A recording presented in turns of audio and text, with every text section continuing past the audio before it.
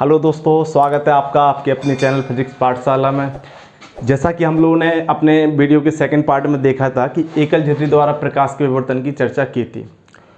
तो देखो दोस्तों, आशा करते हैं कि वो आपको टॉपिक अच्छे से समझ में आया होगा, और अगर कुछ डाउट है तो बच्चा जो डाउट रहा होगा कुछ भी, तो आज हम थोड़ा सा एक कुछ संक्षेप में बता के आपको उसको क्लियर कर दे रहे हैं। तो देखो दोस्तों, हमने ये बताया था आपको, जैसे ही प्रकाश चलता है एक वर्णीय स्रोत से, और जैसे किसी द्वारक ए बी से टकराता है, टकराने के पश्चात वो क्या होता है, द्वारक से मुड़ जाता है। प्रकाश कैसा होता है, टकराने के पश्चात उससे कुछ मुड़ जाता है। हमने माना था थीटा कोण पे प्रकाश कुछ मुड़ के चल रहा है, और कुछ प्रकाश सीधा चल रहा था। तो जो तरंगें प्रकाश की सीधी बिंदु ओ पर पहुंच रही थी, वहाँ पे तो प्रकाश अधिकतम तीव्रता प्राप्त हो रही थी। ऐसे कह लो, हमें उच्चिष्ट प्राप्त हो रहा था, या अधिकतम तीव्रता हमें क्या मिल रही थी, प्राप्त हो रही थी। उसको हमने कह दिए थे मुख्य उच्चिष्ट या केंद्रीय उच्चिष्ट। और हमने माना था कुछ थीटा कोण पर, जैसे हम आपको एक चित्र बना के बता रहे हैं इसमें, देखो ये द्वारक था, ये द्वारक हमने नाम दे दिया। थोड़ा सा रिवीजन कर ले रहे हम लोग। ये द्वारक था, ये हमने सेंटर वाला पॉइंट बोल दिया था। ये पर्दा था, ये पर्दा, ये था पी। तो यहाँ से कुछ तरंगें चल रही थी बिंदु पी तक, और इसके सेंटर वाले भाग से चल रही थी, यहाँ से चल रही थी। तो हमने देखो ये कौन से कोण पे चल रहा है, ये मुड़ा था प्रकाश, ये थीटा कोण पे हमने मान लिया था। ये इस प्रकार से कोण हमने क्या मान लिया था, थीटा मान लिया था। तो हमने ये कहा था कि जो सेंटर वाला भाग, जो अपना जो द्वारक है उसका अर्ध वाला भाग, और उसके एक कॉर्नर से जो चलने वाली जो तरंगें हैं, उनमें पथांतर कितने का हो जाएगा। तो उनमें पथांतर की जो चर्चा की थी वो कितना आ रहा था, वो अपना था λ/2। और जब पथांतर λ/2 था तो कलांतर क्या आ रहा था, कलांतर था, ये पथांतर है, तो कलांतर कितना आ रहा था, कलांतर आ रहा था पाई का। तो ऐसी परिस्थिति में जो ये चलने वाली किरणें हैं इस तरफ वाली, वो इस बिंदु पर क्या बना रही थी, वो इस बिंदु पर परस्पर विपरीत कला में अध्यारोपित हो रही थी। और विपरीत कला में अध्यारोपित हो रही थी, तो वहाँ पर प्रकाश की तीव्रता कैसी प्राप्त हो रही थी, या कैसी प्राप्त होती। तो ऐसी स्थिति में प्रकाश की तीव्रता कैसी मिलती, न्यूनतम मिलती, या ऐसे कह लो शून्य मिलती। तो ऐसी स्थिति में वहाँ पे हम क्या कह देते, वहाँ पे हमें क्या प्राप्त हुआ है, निम्निष्ट प्राप्त हुआ है। तो हम लोगों ने जो शर्त निकाली थी, देखो ये λ/2 के बराबर था, और इस प्रकार से जो पूरा पथांतर था बी के, यहाँ से यहाँ तक जो हमने बी के माना था कल वाले चित्र में, जो पूरा इस प्रकार से चल रहा था, वो था लैम्डा के बराबर। तो देखो हमने एक शर्त निकाली थी निम्निष्ट की, ई या ई साइन थीटा बराबर क्या था, ई साइन थीटा बराबर था ±m लैम्डा। ये निम्निष्ट की शर्त थी, जहाँ पे m बराबर आपको क्या रखना है, कोई पूर्णांक 1 2 3 इस प्रकार से रखना है। और ई साइन थीटा बराबर क्या था, एक और निकाला था हमने, देखो क्या निकाला था, 2m + 1/2 इंटू λ/2। ये क्या था, ये था उच्चिष्ट की शर्त। ये थी क्या, गौण उच्चिष्टों के लिए शर्त। जो देखो क्या है कि ये शर्त जो हमें मिली थी, वो मिली थी हमें निम्निष्टों के लिए। ऐसे कह लो, जो जितने भी हम निम्निष्ट प्राप्त होते, अगर n बराबर लैम्डा m का मान 1 रखते तो प्रथम निम्निष्ट मिलता, m का मान 2 रखते द्वितीय निम्निष्ट, m का मान 3 रखते तृतीय निम्निष्ट। तो अगर m का मान 0 रखते, क्योंकि m का मान 0 हमने किसके लिए बताया था, तो m का मान जो 0 था वो केंद्रीय उच्चिष्ट के लिए, ऐसी को ऐसा कह लो गौण उच्चिष्ट के लिए मिल रहा था। तो देखो हमने ये कहा था, फिर हमें किस प्रकार से विवर्तन प्रतिरूप मिल रहा था, जो विवर्तन प्रतिरूप मिलता, चित्र भी यहाँ पे बना हुआ है कि सेंटर में जो जहाँ पे बिंदु O पर, जहाँ पे सभी प्रकार की किरणें समान कला में पहुँच रही थी, वहाँ पे तो अधिकतम तीव्रता की क्या है, एक चमकीली फ्रिंज मिल रही थी, एक मतलब चौड़ी सी पट्टी सी दिखाई दे रही थी, जो इस प्रकार से हमने ये बनाया है। इसको हमने कह दिया था केंद्रीय या मुख्य उच्चिष्ट, जो कि किसके लिए था, m बराबर 0 के संगत था। और जैसे ही m बराबर 1 2 3 रखेंगे इस फॉर्मूले में, देखेंगे तो फिर इस प्रकार से हमें निम्निष्ट प्राप्त हो रहे थे। m बराबर 1 के संगत प्रथम निम्निष्ट, m बराबर 2 के संगत द्वितीय निम्निष्ट, m बराबर 3 के संगत, इस प्रकार से आगे आगे चलते जा रहे हैं। तो एक बात बताओ दोस्तों, अगर प्रथम निम्निष्ट द्वितीय निम्निष्ट तृतीय निम्निष्ट इस प्रकार से निम्निष्ट मिल रहे हैं, तो किन्हीं भी दो निम्निष्टों के बीच में क्या होगा, निश्चित रूप से एक उच्चिष्ट होगा, तभी तो निम्निष्ट आप बोलोगे। तो इनके बीच बीच में कौन कौन से उच्चिष्ट रहे होंगे, जैसे आप यहाँ पे देखो लैम्डा 2 लैम्डा 3 लैम्डा इस प्रकार से आ रहे थे। तो इनके बीच में अगर निम्निष्ट की बात करें तो हमने कहा था इस प्रकार से, ये था क्या था, निम्निष्ट थे, जो कि किन्हीं भी दो निम्निष्टों के बीच में जो ये निम्निष्ट थे इस प्रकार से। तो इनके बीच में क्या रहे होंगे, कुछ उच्चिष्ट रहे होंगे, उनको हम क्या बोल रहे थे, सब्सिडरी मैक्सिमम या गौण उच्चिष्ट। तो उनकी शर्त क्या थी, तो गौण उच्चिष्टों की शर्त हमने ये बताई थी कि इस प्रकार से होगी, जो इनके बीच में होगी, जैसे 1 लैम्डा 2 लैम्डा 3 लैम्डा, तो 1 लैम्डा प्रथम निम्निष्ट और 2 लैम्डा द्वितीय निम्निष्ट।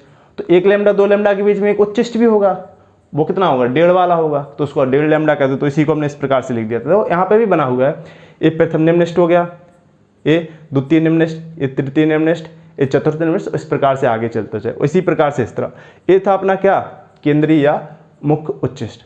तो देखो प्रथम निम्नलिष्ट और द्वितीय निम्नलिष्ट के बीच में क्या एक उच्चिष्ट भी होगा, इसको हमने कह दिया गौण उच्चिष्ट या सब्सिडियरी मैक्सिमा।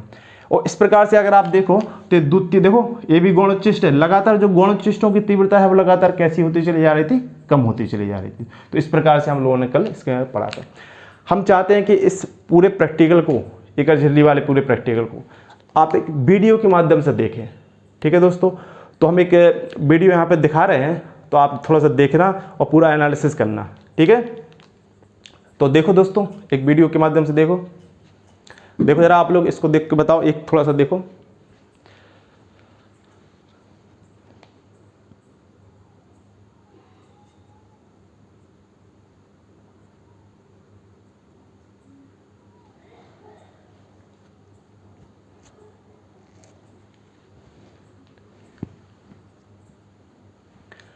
देखो यहाँ से प्रकाश चल रहा है और जो स्लेट ए बी है उससे विवर्तित होकर क्या हो रहा होगा, उससे विवर्तित होकर हमें कुछ फ्रिंजें दिखाएगा प्रकाश। देखो जरा ध्यान से देखते चलो।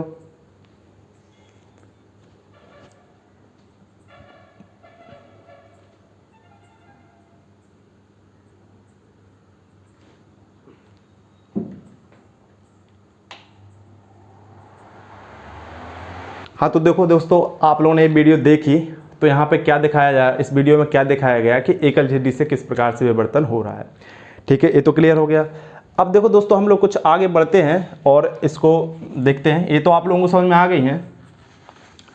अब चलो देखो दोस्तों, इसको हम मिटा दे रहे हैं, इसकी अब ज़रूरत नहीं है हमारे लिए।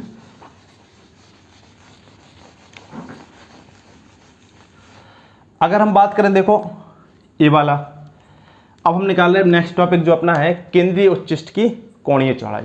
मतलब हमें जो सेंटर पे जो केंद्रीय उच्चिष्ट मिल रहा है या फिर जो मुख्य उच्चिष्ट प्राप्त हो रहा है उसकी कोणीय चौड़ाई कितनी होगी। तो देखो दोस्तों, सेंटर से यहाँ पे थीटा कोण पे अगर कोई, यहाँ पे प्रथम निम्नलिष्ट के लिए शर्त क्या थी, ई साइन थीटा बराबर लैम्डा, या ऐसे कह लो प्रथम यहाँ से साइन थीटा से निकालेंगे तो साइन थीटा या थीटा बराबर कितना निकल के आ रहा था, साइन थीटा, या इसी को हम कह रहे थे थीटा, जो बराबर क्या आ रहा था, लैम्डा अपॉन ई, या प्लस माइनस कह दो, प्लस इस तरफ और अगर माइनस निकालें तो क्या था, ऐसे कर दो इस तरफ, ये इसके थीटा हो गया। ये देखो ये क्या था, प्रथम निम्नलिष्ट की शर्त थी, ये तो सेंटर वाला पार्ट है, तो इसको हमने ऐसे कहते हैं प्लस लैम्डा अपॉन ई, और ये क्या हो गया, ये पूरा हो गया माइनस का लैम्डा अपॉन ई, मतलब एक कोणीय दूरी हो गई। ये प्रथम निम्नलिष्ट है इस पॉइंट पे, और इस पॉइंट पे भी क्या है, ये नीचे में प्रथम निम्नलिष्ट मिल रहा, या इस तरफ के मिल रहा सेंटर के, और सेंटर के उस तरफ मिल रहा, या इसी को आप इस तरह के ऐसे समझ लो कि गौणीय जो आपका मुख्य उच्चिष्ट है या गौण उच्चिष्ट है, सॉरी जो केंद्रीय उच्चिष्ट है जो मुख्य उच्चिष्ट है वो इस प्रकार से ये प्राप्त हो रहा है, और ये प्रथम निम्नलिष्ट इस तरफ और प्रथम निम्नलिष्ट इस तरफ। तो अगर हम बात करें कोणीय चौड़ाई की, तो देखो कोणीय चौड़ाई की आप परिभाषा ऐसे समझ लो कि केंद्रीय या मुख्य उच्चिष्ट के दोनों ओर, केंद्रीय मुख्य उच्चिष्ट के दोनों ओर जो प्रथम निम्नलिष्ट के बीच की जो कोणीय दूरी होगी उसको हम क्या कह देंगे, केंद्रीय मुख्य उच्चिष्ट की कोणीय चौड़ाई कह देंगे, ठीक है। तो इसको ऐसे समझ लो, देखो ये मुख्य एक सेंटर वाले पार्ट से इस तरफ क्या है, ये कोणीय दूरी है, और नीचे वाली कोणीय दूरी क्या है, ये है। तो टोटल कोणीय दूरी अगर हम देखें इसके केंद्रीय मुख्य उच्चिष्ट के दोनों ओर, देखो प्रथम निम्नलिष्ट है और प्रथम निम्नलिष्ट है, तो टोटल कोणीय दूरी कितनी हो गई, 2 थीटा हो गई है। और 2 थीटा कोणीय दूरी हो गई तो 2 थीटा का मान देखो, एक थीटा कितना है, लैम्डा अपॉन ई, तो दोनों थीटा का मान कितना हो जाएगा, तो हो जाएगा 2 लैम्डा अपॉन ई, ये हो जाएगी टोटल कोणीय दूरी या टोटल कुल कोणीय चौड़ाई, ठीक है। यहाँ तक कोई दिक्कत तो नहीं। देखो दोस्तों, अगर हम बात करें रेखीय चौड़ाई की, तो देखो एक बार बताओ, हमने ये द्वारक माना है, ये द्वारक, और ये पर्दा माना है, ये अपना पर्दा हो गया जो हमने कल प्रयोग में देखा था। तो यहाँ से यहाँ तक की दूरी को हमने डी मान लिया, ए डी हो गया। चूँकि इस वाली दूरी की बात कर रहे हैं कि ये रेखीय चौड़ाई कितनी होगी, जो आपके सेंट्रल फ्रिंज में, देखो ये प्रथम निम्नलिष्ट है, ऐसे समझ लो, ये प्रथम निम्नलिष्ट है, ये प्रथम निम्नलिष्ट है, ये पूरा क्या मिल रहा है यहाँ पे, ये हमें प्राप्त हो रहा है केंद्रीय उच्चिष्ट या मुख्य उच्चिष्ट। अब अगर हम बात करें रेखीय चौड़ाई की, इस चौड़ाई की, ये कोणीय चौड़ाई तो हमें ये वाली चौड़ाई प्राप्त हो गई है, ये वाली कोणीय चौड़ाई पूरी, ये जो कोणीय चौड़ाई है, ये वाला कोण ऐसे कह लो, इसी को हम कह दे रहे पूरा 2 थीटा प्राप्त हो गया है। अगर हम इस रेखीय दूरी की बात करें तो दोस्तों एक बार बताओ, आप लोगों ने पढ़ा होगा कोण बराबर क्या होता है। कोण बराबर होता है देखो चाप और बटे में त्रिज्या। तो ये चाप मतलब क्या है, ये रेखीय चौड़ाई है। तो देखो कोण कितना है अपना, कोण तो है 2 थीटा, या इसी को ऐसे कह लो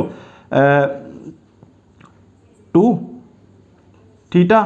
और चाप को देखो ऐसे कर लो, चाहो तो इस तरफ की दूरी को x मान लो और इस तरफ की दूरी को भी x मान लो, तो ये पूरी कितनी हो जाएगी, 2x हो जाएगी। तो ये चाप कितना हो गया, 2x हो गया। और त्रिज्या क्या है, ये वाली देखो, ये चाप कोण बराबर चाप बटे त्रिज्या, ये d हो गई है। तो यहाँ से अगर मान लो इसकी बात करें 2x का मान कितना होगा, ये रेखीय चौड़ाई कितनी होगी, तो रेखीय चौड़ाई देखो कितनी हो जाएगी, रेखीय चौड़ाई। तो देखो रेखीय चौड़ाई को हमने लिख दिया 2x और बराबर कितना हो जाएगा 2 थीटा इंटू में d, या इसी को ऐसे कर तो 2 थीटा का मान कितना है 2 लैम्डा अपॉन में e इंटू में d। ये क्या हो गया, ये 2x का मान हो गया। ऐसे कह लो केंद्रीय जो उच्चिष्ट है या जो मुख्य उच्चिष्ट है उसकी क्या होगी, रेखीय चौड़ाई होगी। ठीक है दोस्तों, यहाँ तक कोई दिक्कत नहीं होनी चाहिए जैसे आप लोगों को। तो इस प्रकार से देखो हमने कोणीय चौड़ाई की बात कर ली। कोणीय चौड़ाई से मतलब देखो क्या है, कल जैसे हमने प्रयोग किया था, मतलब हमने देखा था सेकंड वाले लेक्चर में अपने कि एक किरण कोई थीटा कोण से इस प्रकार से जा रही थी, तो थीटा कोणीय चौड़ाई थी अर्ध, लेकिन वो क्या थी, अर्ध कोणीय चौड़ाई थी। क्यों, मुख्य उच्चिष्ट आधा इस तरफ बन रहा था और आधा इस तरफ बन रहा था। प्रथम निम्नलिखित यहाँ पे था, प्रथम निम्नलिखित यहाँ पे था। देखो ये पूरा मुख्य उच्चिष्ट है, ये प्रथम निम्नलिखित आधा ऊपर बन रहा, देखो ये वाला, तो अर्ध कोणीय चौड़ाई ये हो गई, और आधा इस तरफ नीचे की तरफ आ रहा, ये प्रथम निम्नलिखित से अर्ध कोणीय चौड़ाई ये हो गई। तो पूरी कुल कोणीय चौड़ाई क्या हो जाएगी, दोनों कोणों को जोड़ दो। तो आधी कोणीय दूरी थीटा कितनी थी, लैम्डा अपॉन ई, और आधी कोणीय दूरी नीचे की भी कितनी थी, सेम सेम थी। चिन्ह केवल अंतर था, चिन्ह का माइनस प्लस का मतलब एक था, एक ऊपर की तरफ दूसरा नीचे की तरफ, या एक तरफ दूसरा दूसरे की तरफ। तो टोटल कुल कोणीय चौड़ाई कितनी हो जाएगी, उसको हमने 2 थीटा बोल दिया। तो थीटा इतना है तो 2 थीटा इतना हो जाएगा, तो एक कोणीय चौड़ाई होगी। अगर हम बात करें कि रेखीय चौड़ाई, रेखीय चौड़ाई से मतलब ए वाली दूरी, देखो कोणीय से मतलब ए वाली दूरी, ए वाली दूरी, रेखीय से मतलब ए वाली दूरी। तो जो सेंटर वाला है, जो मेन पॉइंट था, उसके इस तरफ की दूरी को x मान लिया, इस तरफ की दूरी को भी x मान लिया, तो टोटल कितनी हो जाएगी, 2x हो जाएगी। तो चूंकि हम लोग जानते हैं कि कोण बराबर क्या होता है, चाप बटे त्रिज्या होता है, तो कोण पूरा कितना है 2 थीटा और पूरा चाप कितना हो गया 2x के बराबर। तो 2 थीटा बराबर 2x अपॉन d, और ये दूरी को हमने मान लिया d, मतलब यहाँ से द्वारक से पर्दे तक की दूरी, तो ये होगी d। तो इस प्रकार से रेखीय चौड़ाई कितने आ गई, 2x बराबर 2 lambda upon E into D. देखो एक चीज़ और समझ लो, हमने यहाँ पे एक उत्तल लेंस लिया था, जो कल प्रयोग किया था उसमें उत्तल लेंस लिया था। अगर उत्तल लेंस में हम क्या कहें, एक उत्तल लेंस लिया तो हमने माना कि उत्तल लेंस की जो फोकस दूरी है वो कितनी हो, स्मॉल एफ हो। और चूंकि उत्तल लेंस इसके नज़दीकी रखा था बिल्कुल इस द्वारक के, अगर हमने माना कि उत्तल लेंस जो है वो द्वारक के नज़दीकी रखा हुआ है, अगर द्वारक के नज़दीक रखा हुआ है तो डी है दो। और एक बात और, जो पर्दा था वो उत्तल लेंस से कितनी दूरी पे था, एफ फोकस दूरी पे, तभी तो उत्तल लेंस फोकसित कर रहा था सभी प्रकार की किरणों को पर्दे पर।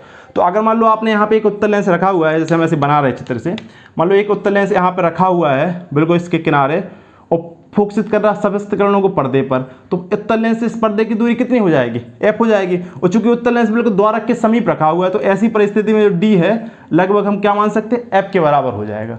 तो ऐसी परिस्थिति में फिर 2x का मान कितना हो जाएगा, जब डी एफ के बराबर हो जाएगा, तो फिर ये हो जाएगा 2 लैम्डा अपॉन में ई और इंटू में एफ।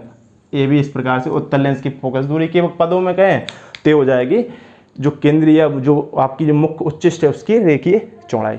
देखो समझ में आ गया दोस्तों, ठीक है। यहाँ तक आप लोगों को कोई दिक्कत नहीं होनी चाहिए कि केंद्रीय चौड़ाई जो मुख्य उच्चिष्ट है, जो केंद्रीय उच्चिष्ट है उसकी रेखीय चौड़ाई या कोणीय चौड़ाई कितनी होगी। अब देखो दोस्तों, हम बात करते हैं कि जो मुख्य उच्चिष्ट है या जो सेंट्रल या जो केंद्रीय उच्चिष्ट है, इसकी चौड़ाई हम किस प्रकार से बढ़ाएंगे, किस प्रकार से प्रभावित होती है। तो देखो दोस्तों, हम रेखीय की बात करें, रेखीय देखो एक चीज़ और समझ लो आप लोग, रेखीय से मतलब जो फ्रिंज है, फ्रिंज से मतलब जो जहाँ पे चमकीला भाग आपको दिखाई दे रहा है वो जितना चौड़ा होता चला जा रहा वो उसकी रेखीय चौड़ाई। और कोणीय से मतलब क्या है, जो इसका इस प्रकार से जो फैलाव है। आप इसी चीज़ को ऐसे समझ लो, देखो एक एग्जाम्पल देखे हम आपको बता रहे हैं।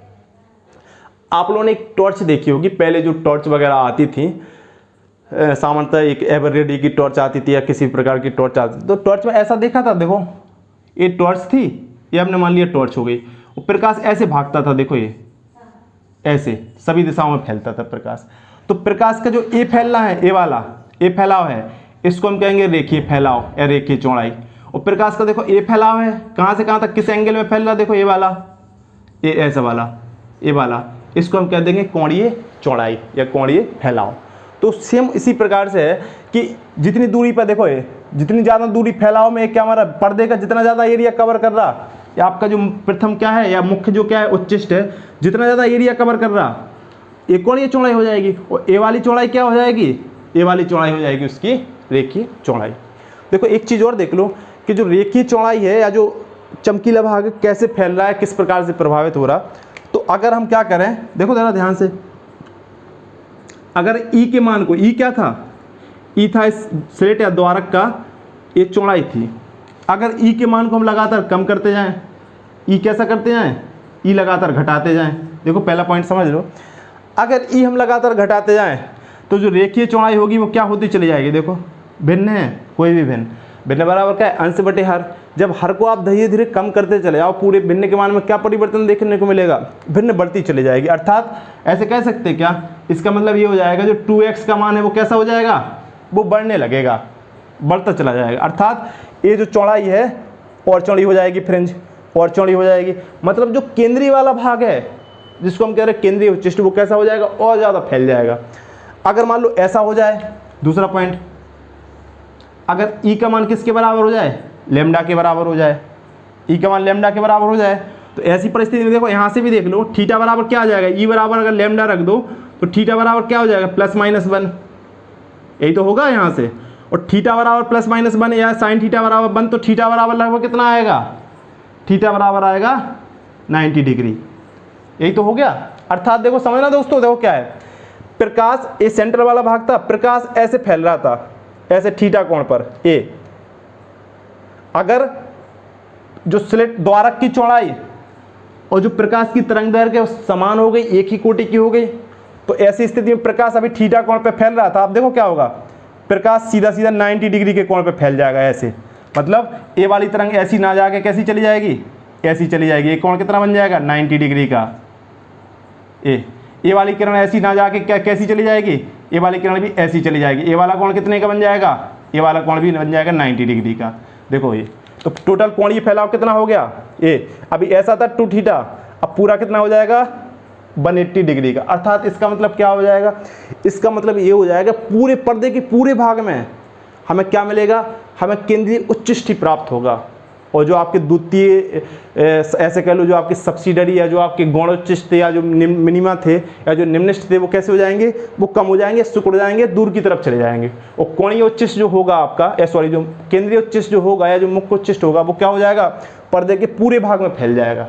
तो इस प्रकार से क्या हो जाएगा, केंद्रीय भाग की तीव्रता या जो केंद्रीय फ्रिंज की जो चौड़ाई होगी वो क्या हो जाएगी, बढ़ जाएगी। देखो हमने पहले बताया था स्टार्टिंग में कि अगर प्रकाश की जो तरंगदैर्घ्य है और जो द्वारक है उसकी कोटि कैसी समान है, तो ऐसी परिस्थिति में जो दीप्त फ्रिंज मतलब जो केंद्रीय फ्रिंज मिलती है ज़्यादा चौड़ी मिलती है।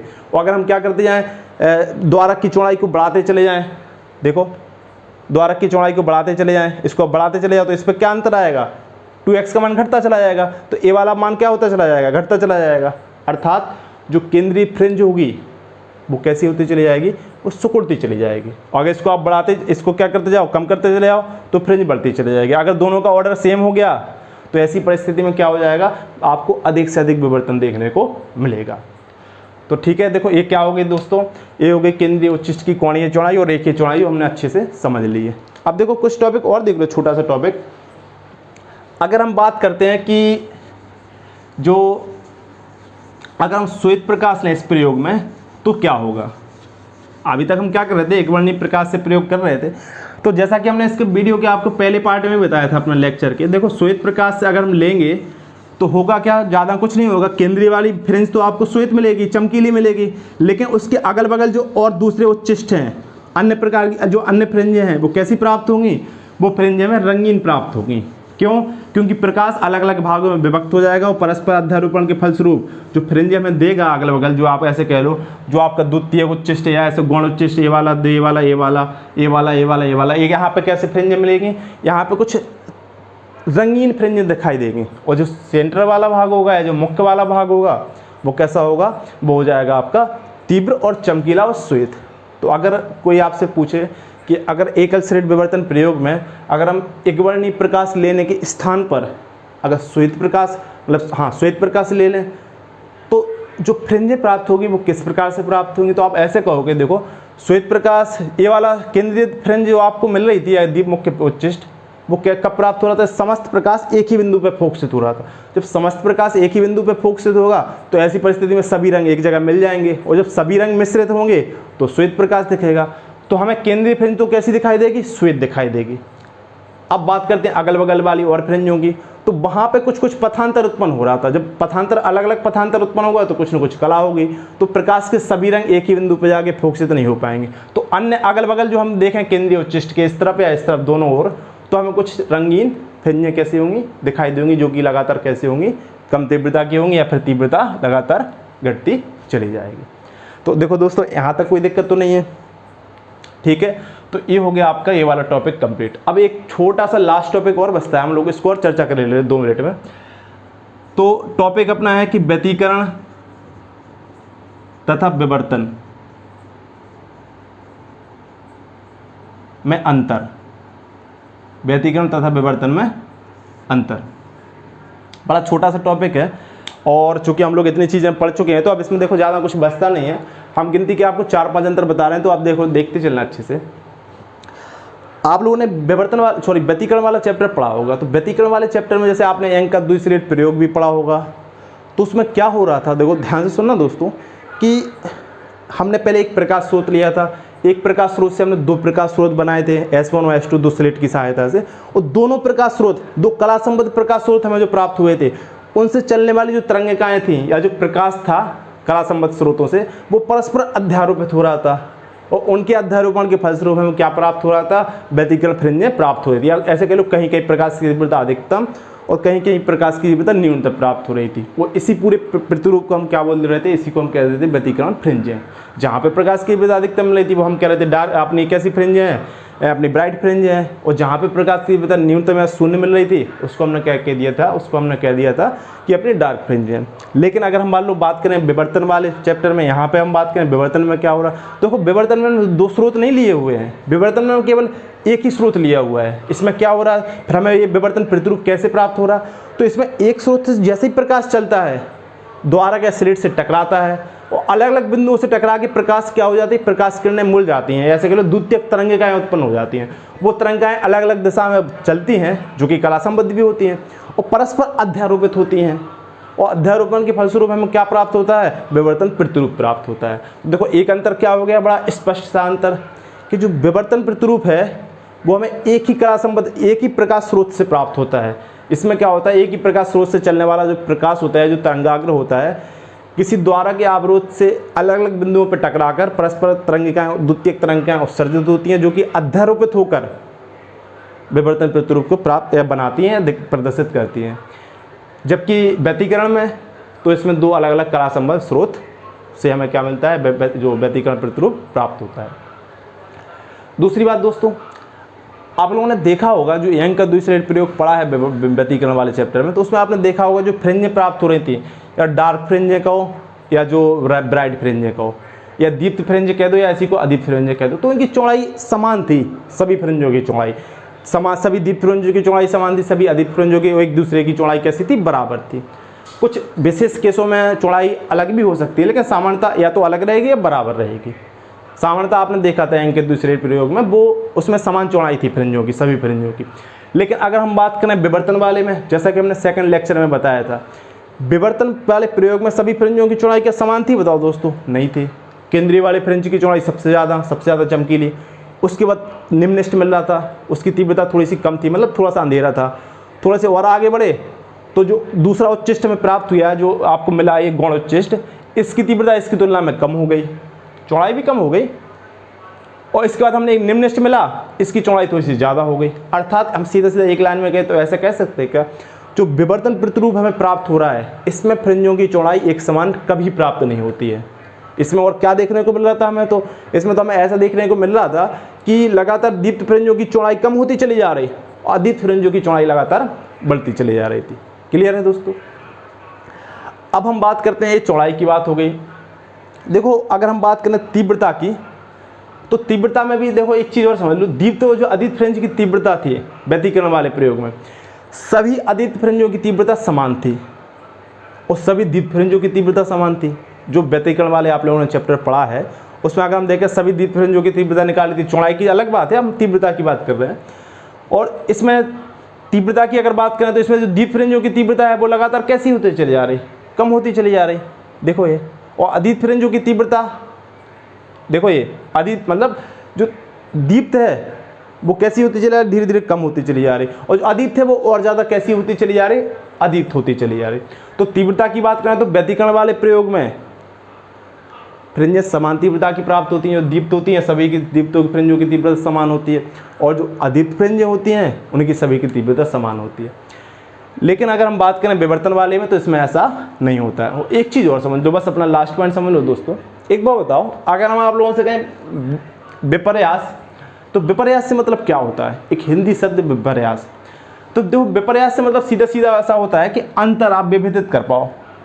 एक बात बताओ दोस्तों, अगर मान लो एक हम आपको एक बात बता रहे हैं, जैसे एक कमरा है ए, यहाँ पे पूरे में अंधकार अंधकार है, पूरा बिल्कुल अंधेरा, कुछ दिखाई नहीं दे रहा। वो यहाँ पे बहुत ज़्यादा चमकीला है, पूरा आपको सब कुछ दिखाई दे रहा।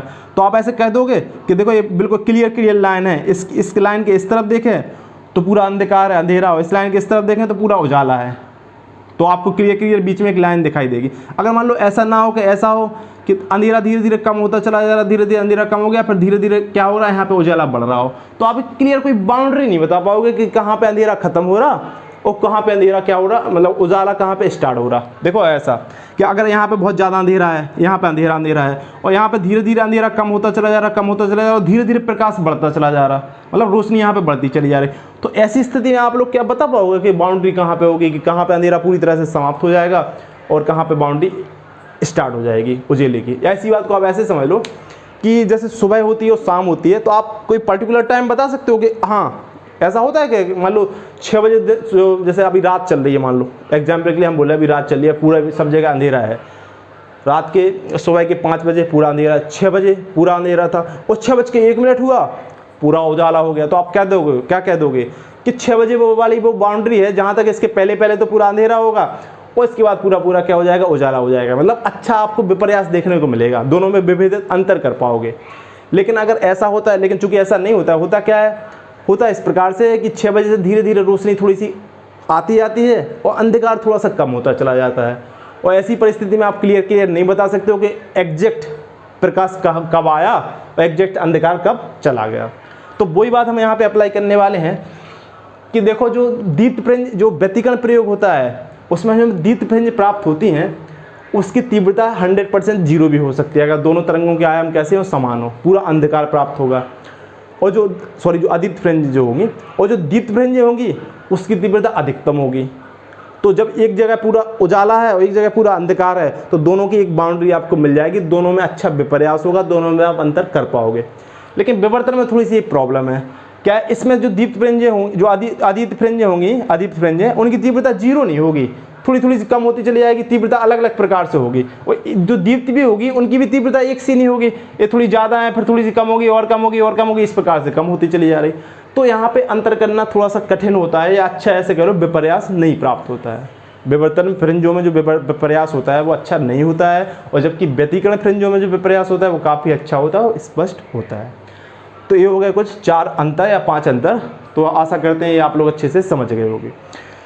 तो देखो दोस्तों, ये हमारा विवर्तन का चैप्टर यहाँ पे कंप्लीट हुआ। जितना आपके सिलेबस में था हमने कोशिश की कि आपको पूरा से पूरा वो कवर कर लिया जाए। अब इसी चैप्टर में आपका एक टॉपिक और बचता है, छोटे छोटे से टॉपिक हैं, एक विभेदन सीमा और दूसरी विभेदन क्षमता। तो सूक्ष्मदर्शी के लिए विभेदन सीमा कितनी होती है, विभेदन क्षमता कितनी होती है, और दूरदर्शी के लिए विभेदन सीमा या विभेदन क्षमता कितनी होती है। तो वो हम अगले लेक्चर में अगला पार्ट लाएंगे वीडियो का, तो उसमें हम उसको कवर कर लेंगे। और इसको आप लोग अच्छे से पढ़ते रहिए, इसके जितने भी सॉल्व हैं क्वेश्चन हैं उसको सॉल्व कीजिए अच्छे से, और इसको अच्छे से तैयार कीजिए। और जो आपको डाउट बन रहे हैं तो कमेंट बॉक्स में कीजिए, तो हम उसको आपको सॉल्यूशन दे देंगे। और ज़्यादा से ज़्यादा इस वीडियो को लाइक करिए, शेयर करिए अपनी सभी दोस्तों में, और इस वीडियो को क्या कराइए, सब्सक्राइब कराइए, जिससे हमें भी थोड़ी सी मोटिवेशन मिलता रहेगा और हम आपको अच्छी अच्छी वीडियो लाते रहेंगे। एक चीज़ और, अगर आप कोई हमसे और वीडियो चाहते हैं, देखो हम वो वीडियो भी ले आएंगे, लेकिन उसके पहले हम थोड़ा सा थिंकिंग कर रहे हैं, सोच रहे हैं कि कोर्स स्टार्ट करेंगे। कोर्स से मतलब एक किनारे से कोई भी चैप्टर पकड़ेंगे कोर्स, जैसे आपका मैग्नेट मान लो स्टार्ट करनी है, कुछ पढ़ानी है, तो लगातार हम वो पूरा मैग्नेट वाला पोर्शन कवर करेंगे। लेकिन अभी उसके पहले अगर आप लोगों को कोई हमसे जो टॉपिक पढ़ना है तो वो टॉपिक को आप हमसे कमेंट बॉक्स में लिखे, तो हम उस टॉपिक को आपको एक वीडियो, स्पेशल वीडियो उस टॉपिक की लेके आ जाएंगे। तो आशा करते हैं आप लोग अच्छे से पढ़ोगे, देखो, और तैयारी करते रहोगे। इसी के साथ साथ दोस्तों धन्यवाद, पढ़ते रहें और अपना ख्याल रखें।